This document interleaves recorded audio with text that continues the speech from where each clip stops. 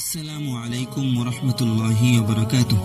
সম্মানিত দ্বীনী ভাইরা, লস্কর টিভির আজকের আয়োজনে আপনাদের সকলকে স্বাগতম জানাচ্ছি। আমি মোহাম্মদ বিনিয়ামিন লস্কর।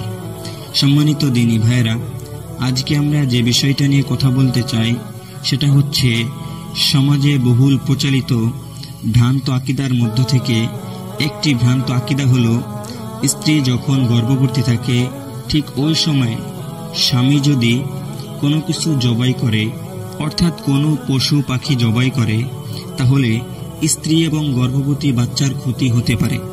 এমন একটা ভুল প্রথা বা ভ্রান্ত আকীদা আমাদের সমাজে প্রচারিত আছে। মহিলাদের মাঝে এর প্রচলনটা বেশি। আসুন জেনে নেওয়া যাক এই ভ্রান্ত আকীদার শরীয়তে কতটুকু গ্রহণযোগ্যতা আছে। পরিষ্কার কথা হচ্ছে, শরীয়তের মধ্যে এর কোনো গ্রহণযোগ্যতা নেই। যেখানে আমরা এটা জানি যে আল কদরি খায়রিহি ওয়া শাররিহি মিনাল্লাহি তাআলা, সমস্ত ভালোমন্দ তাকদীরের মালিক একমাত্র আল্লাহ রাব্বুল আলামিন। সুতরাং আল্লাহ রাব্বুল আলামিন ছাড়া কেউ তাকদীরের ফয়সালা করতে পারে না। তো আমরা এটা পরিষ্কার হয়ে গেলাম যে এটা একটা শিরিক। তো এই শিরিকের কারণে আমাদের ঈমান চলে যেতে পারে। যেমন আল্লাহ রাব্বুল আলামিন বলতেছেন, ওয়া'বুদুল্লাহা ওয়া লা তুশরিকু বিহি শাইআন, হে আল্লাহর বান্দা, তোমরা আল্লাহকে কারোর সাথে শরীক করিও না।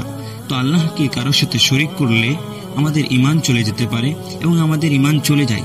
তো আমরা এ ধরনের শিরিক থেকে বেঁচে থাকবো ইনশাআল্লাহ, এবং আল্লাহ রাব্বুল আলামিন আমাদেরকে এ ধরনের শিরিক থেকে বেঁচে থাকার তৌফিক দান করুক।